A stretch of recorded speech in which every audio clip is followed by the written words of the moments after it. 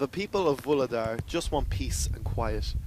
This town of 1,000 people now lies in ruins due to Russian aggression. Once a stronghold for coal mining in the Donbass region, those who stay now rely on donations and food distributions to get through the harsh conditions. А нам некуда ехать. Это наша земля, это наш дом. Куда я поеду? Что, ребята возят нам воду, хлеб, спасибо им. Все остальное вы все видите. Дали, как можно, что кушаете, что кормите? А что кушаем, что нам он привезут, ребята? А дома пар идет. In many cases, people live with no running water or electricity. Так шумно скучно. Здесь родители старенькие. Что? Родители старенькие. Ага. Здесь. Vuhledar is heavily sought after by the Russians, with some of the fiercest fighting in recent months taking place here.